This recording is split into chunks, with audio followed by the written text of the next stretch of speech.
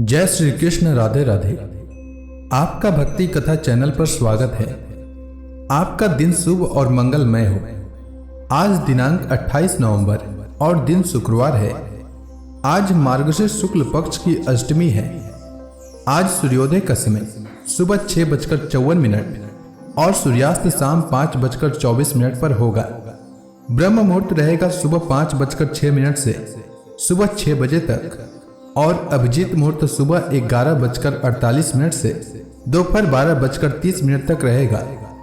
वहीं राहु काल सुबह 10:50 से दोपहर 12:09 तक रहेगा। आज आइए सबसे पहले सुनते हैं संत नामदेव की कहानी।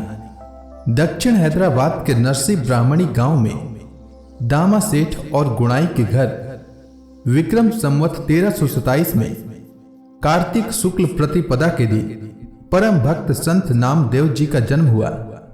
एक जन्म से ही भगवत भक्त थे।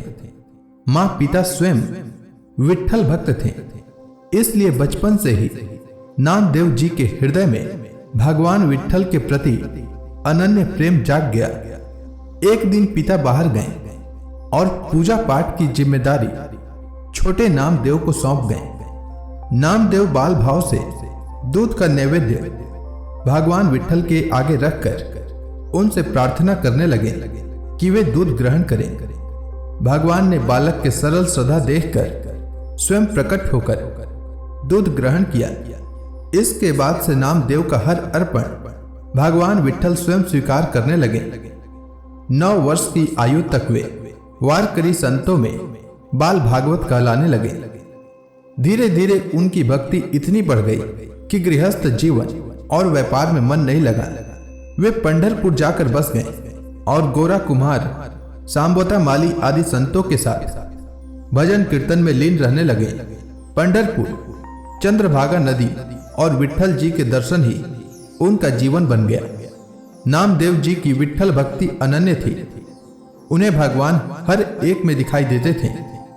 संत ज्ञानेश्वर महाराज भी उनकी भक्ति से प्रभावित थे और दोनों ने साथ में तीर्थ यात्रा भी की। यात्रा के दौरान भी नामदेव का हृदय केवल पंढरपुर स्थित विठ्ठल में ही रमा रहा। भगवान ने स्वयं नामदेव को मेरा लाडला कहकर ज्ञानेश्वर जी को सौंपा था। नामदेव जी का भजन साधन अत्यंत सरल और प्रेम पूर्ण था। नाम संकीर्तन ही उनका मुख्य भजन था। विनम्रता, सब में भगवान को देखना, हरि नाम स्मरण और विठ्ठल का अखंड ध्यान, यही उनकी साधना थी। उनकी भक्ति का स्वरूप ऐसा था कि वे हर जीव में भगवान का रूप देखते थे। कुटिया में आग लगी तो वे उसे ही भगवान की लीला मानकर नाचते रहे। एक ब्रह्म राक्षस भी उन्हें भगवान ही प्रतीत हुआ और वह दिव्य रूप में बदल गया। एक बार कुत्ता रोटी ले गया तो वे घी की कटोरी लेकर उसके पीछे दौड़ पड़े। भगवान, रोटी रुखी है, घी तो लगवा लीजिए। तभी भगवान ने साक्षात दर्शन दिए। जीवन के उत्तरार्ध में नामदेव जी पंजाब और उत्तर भारत में भक्ति का प्रचार करने गए। विशोबा खेचर को उन्होंने अपना गुरु माना। अंत में 1407 विक्रम संवत में 80 वर्ष की आयु में शरीर त्याग कर वे परम धाम को गए। संत नामदेव जी वारकरी पंथ के आधार स्तंभ माने जाते हैं। उनकी भक्ति, विनम्रता और हरि नाम की साधना आज भी भक्तों के हृदय में अमर है। तो प्रेम से बोलिए भगवान विष्णु की जय, संत नामदेव जी की जय। अब आइए सुनते हैं मार्गशीर्ष मास में भागवत पुराण का आज का अध्याय। शांताकारं भुजंग सहनम पद्मनाभम सुरेशम विश्वाधारम गगन सदृशम मेघवर्णम शुभांगम लक्ष्मीकांतम कमल नयनम योगी भी ध्यान गम्यम वंदे विष्णु भवभयहरम सर्वलोकैकनाथम। ओम नमो भगवते वासुदेवाय। श्री मैत्रेय जी आगे कहते हैं, विदुर जी, स्वयंभुव मनु के महारानी शतरूपा से प्रियव्रत और उत्तानपाद इन 2 पुत्रों के सिवा 3 कन्याएं भी हुई थी। वे आकुति, देवहूति और प्रसूति नाम से विख्यात थी। आकुति का यद्यपि उसके भाई थे तो भी महारानी शतरूपा की अनुमति से उन्होंने रुचि प्रजापति के साथ पुत्रिका धर्म के अनुसार विवाह किया। प्रजापति रुचि भगवान के अनन्य चिंतन के कारण ब्रह्म तेज से संपन्न थे। उन्होंने आकुति के गर्भ से एक पुरुष और स्त्री का जोड़ा उत्पन्न किया। उनमें जो पुरुष था वह साक्षात यज्ञ स्वरूपधारी भगवान विष्णु थे और जो स्त्री थी वह भगवान से कभी अलग न रहने वाली लक्ष्मी जी की अंश स्वरूपा दक्षिणा थी। मनु जी अपनी पुत्री आकुति के उस परम तेजस्वी पुत्र को बड़ी प्रसन्नता से अपने घर ले आए और दक्षिणा को रुचि प्रजापति ने अपने पास रखा। जब दक्षिणा विवाह के योग्य हुई तो उसने यज्ञ भगवान को ही पति रूप में प्राप्त करने की इच्छा की। तब भगवान यज्ञ पुरुष ने उससे विवाह किया। इससे दक्षिणा को बड़ा संतोष हुआ। भगवान ने प्रसन्न होकर उससे 12 पुत्र उत्पन्न किए। उनके नाम हैं तोष, प्रतोष, संतोष, भद्र, शांति, इडस्पति, इद्म, कवि, विभु, स्वहन, सुदेव और रोचन। यही स्वयंभू मनवंतर में तुषित नाम के देवता हुए। उस मनवंतर में मरीचि आदि सप्त ऋषि थे। भगवान यज्ञ ही देवताओं के अधीश्वर इंद्र थे और महान प्रभावशाली प्रियव्रत एवं उतानपाद मनुपुत्र थे। वह मनवंतर उन्हीं दोनों के बेटों, पोतों और 2 हित्रों के वंश से छा गया। प्यारे विदुर जी, मनु जी ने अपनी दूसरी कन्या देवहूति कर्दम जी को ब्याही थी। उसके संबंध की प्रायः सभी बातें तुम मुझसे सुन चुके हो। भगवान मनु ने अपनी तीसरी कन्या प्रसूति का विवाह ब्रह्मा जी के पुत्र दक्ष प्रजापति से किया था। उसकी विशाल परंपरा तो सारी त्रिलोकी में फैली हुई है। मैं कर्दम जी की 9 कन्याओं का, जो 9 ब्रह्म ऋषियों से ब्याही गई थी, पहले ही वर्णन कर चुका हूं। अब उनकी वंश परंपरा का वर्णन करता हूं, सुनो। मरीचि ऋषि की पत्नी कर्दम जी की बेटी कला से कश्यप और पूर्णिमा नामक 2 पुत्र हुए, जिनके वंश से यह सारा जगत भरा हुआ है। शत्रुतापन विदुर जी, पूर्णिमा के विरज और विश्वक नाम के 2 पुत्र तथा देवकुल्या नाम की एक कन्या हुई। यही दूसरे जन्म में श्रीहरि के चरणों के धोवन से देव नदी गंगा के रूप में प्रकट हुई। अत्रि की पत्नी अनसुया से दत्तात्रेय, दुर्वासा और चंद्रमा नाम के 3 परम यशस्वी पुत्र हुए। एक क्रमशः भगवान विष्णु, शंकर और ब्रह्मा के अंश से उत्पन्न हुए थे। विदुर जी ने पूछा, गुरु जी, कृपया यह बतलाइए कि जगत की उत्पत्ति, स्थिति और अंत करने वाले इन सर्वश्रेष्ठ देवों ने अत्रि मुनि के यहाँ क्या करने की इच्छा से अवतार लिया था? श्री मैत्रेय जी ने कहा, जब ब्रह्मा जी ने ब्रह्म ज्ञानियों में श्रेष्ठ महर्षि अत्रि को सृष्टि रचने के लिए आज्ञा दी, तब वे अपनी सहधर्मिणी के सहित तप करने के लिए ऋक्ष नामक कुल पर्वत पर गए। वहां पलाश और अशोक के वृक्षों का एक विशाल वन था। उसके सभी वृक्ष फूलों के गुच्छों से लदे थे तथा उसमें सब ओर निर्विंध्या नदी के जल की कलकल ध्वनि गूंजती रहती थी। उस वन में वे मुनि श्रेष्ठ प्राणायाम के द्वारा चित्त को वश में करके 100 वर्ष तक केवल वायु पीकर सर्दी गर्मी आदि द्वंद्वों की कुछ भी परवाह न कर एक ही पैर से खड़े रहे। उस समय वे मन ही मन यही प्रार्थना करते थे कि जो कोई संपूर्ण जगत के ईश्वर हैं, मैं उनकी शरण में हूं, वे मुझे अपने ही समान संतान प्रदान करें। तब यह देखकर कि प्राणायाम रूपी ईंधन से प्रज्वलित हुआ अत्रि मुनि का तेज उनके मस्तक से निकलकर तीनों लोकों को तपा रहा है, ब्रह्मा विष्णु महादेव तीनों जगतपति उनके आश्रम पर आए। उस समय अप्सरा, मुनि, गंधर्व, सिद्ध, विद्याधर और नाग उनका सुयश गा रहे थे।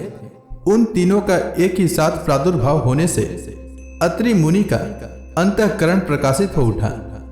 उन्होंने एक पैर से खड़े खड़े ही उन देवों को देखा और फिर पृथ्वी पर दंड के समान लौटकर प्रणाम करने के अनंतर अर्घ्य पुष्पादि पूजन की सामग्री हाथ में ले उनकी पूजा की। वे तीनों अपने अपने वाहन हंस, गरुड़ और बैल पर चढ़े हुए तथा अपने कमंडलू, चक्र, त्रिशूल आदि चिन्हों से सुशोभित थे। उनकी आंखों से कृपा की वर्षा हो रही थी। उनके मुख पर मंद हास्य की रेखा थी, जिससे उनकी प्रसन्नता झलक रही थी। उनके तेज से चौंधियाकर मुनिवर ने अपनी आंखें मूंद ली। वे चित्त को उन्हीं की ओर लगाकर हाथ जोड़ अति मधुर और सुंदर भावपूर्ण वचनों में लोक में सबसे बड़े उन तीनों देवों की स्तुति करने लगे। अत्रि मुनि ने कहा, भगवान, प्रत्येक कल्प के आरंभ में जगत की उत्पत्ति, स्थिति और लय के लिए जो माया के सत्वादी तीनों गुणों का विभाग करके भिन्न भिन्न शरीर धारण करते हैं, वे ब्रह्मा, विष्णु और महादेव आप ही हैं। मैं आपको प्रणाम करता हूँ। कहिए, मैंने जिनको बुलाया था, आप में से वे कौन महानुभाव हैं? क्योंकि मैंने तो संतान प्राप्ति की इच्छा से केवल एक सुरेश्वर भगवान का ही चिंतन किया था। फिर आप तीनों ने यहाँ पधारने की कृपा कैसे की? आप लोगों तक तो देहधारियों के मन की भी गति नहीं है, इसलिए मुझे बड़ा आश्चर्य हो रहा है। आप लोग कृपा करके मुझे इसका रहस्य बतलाइए। श्री मैत्रेय जी कहते हैं, समर्थ विदुर जी, अत्रि मुनि के वचन सुनकर वे तीनों देव हंसे और उनसे सुमधुर वाणी में कहने लगे। देवताओं ने कहा, ब्रह्म, तुम सत्य संकल्प हो, अतः तुमने जैसा संकल्प किया था वही होना चाहिए। उससे विपरीत कैसे हो सकता था?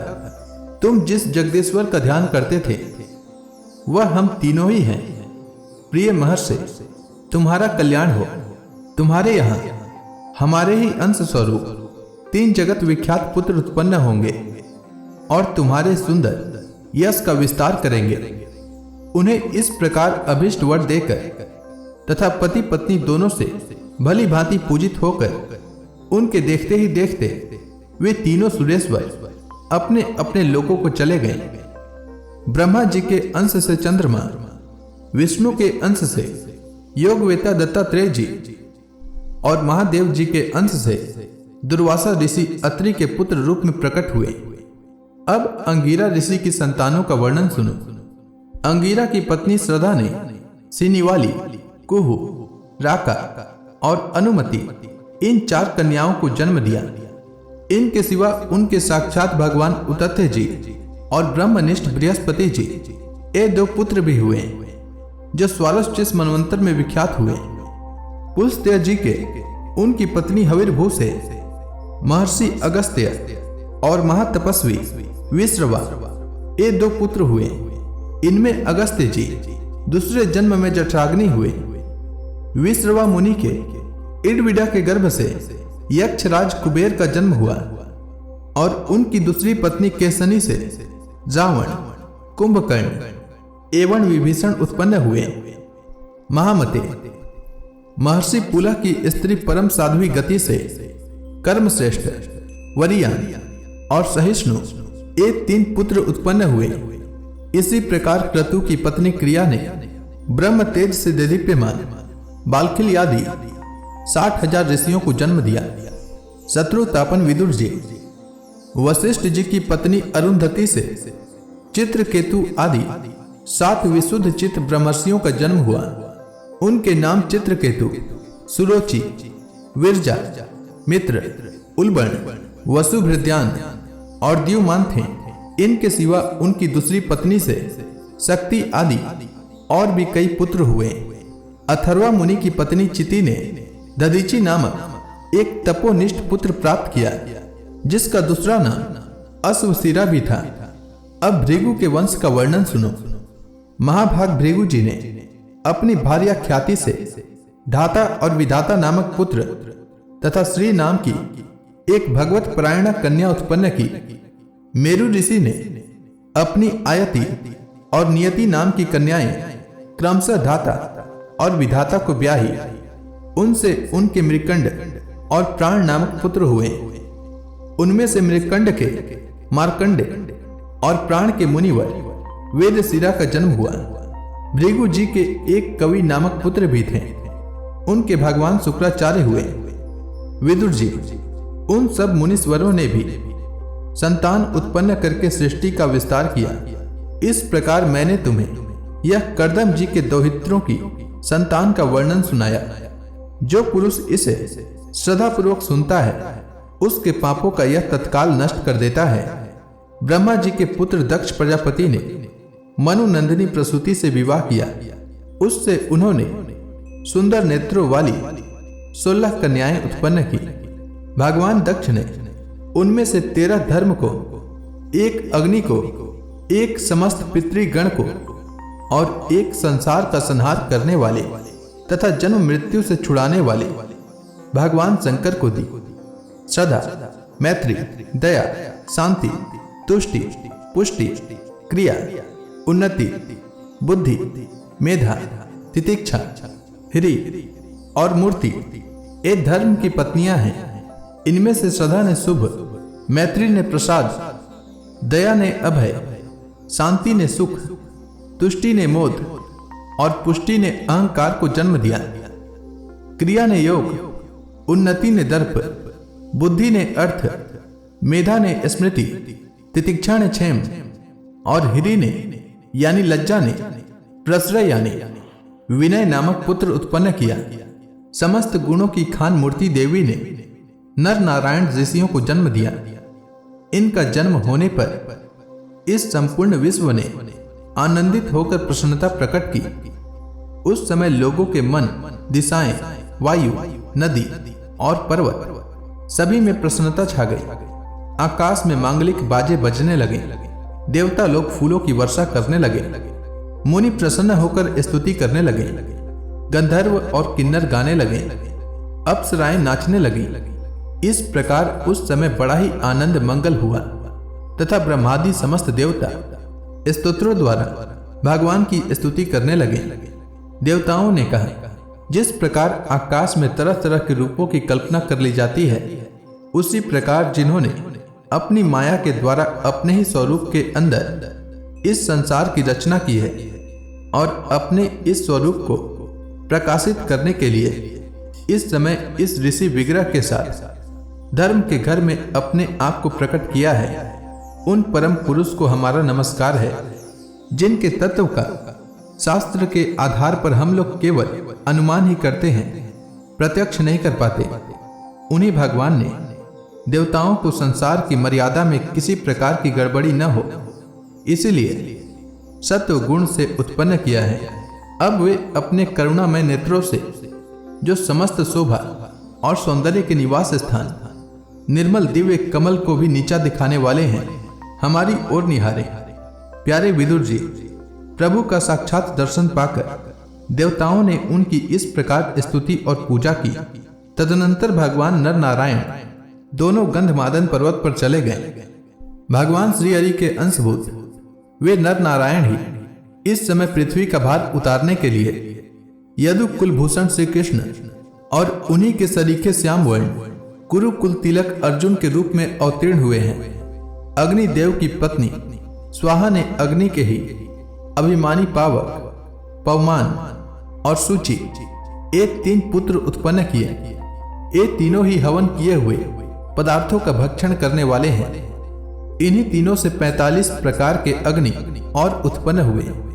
यही अपने 3 पिता और 1 पितामह को साथ लेकर 49 अग्नि कहलाए।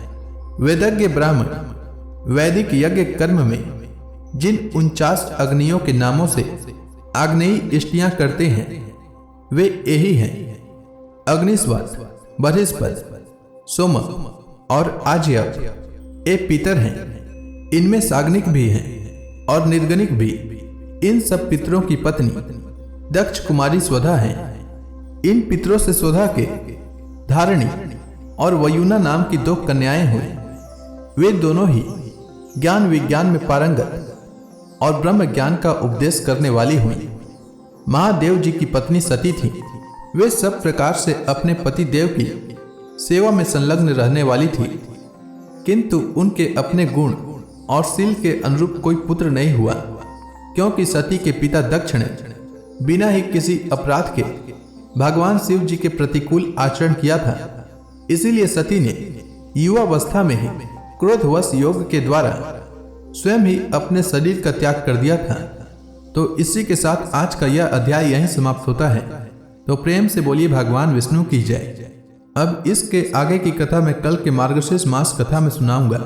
तब तक के लिए भगवान श्री हरि का नाम जपते रहें।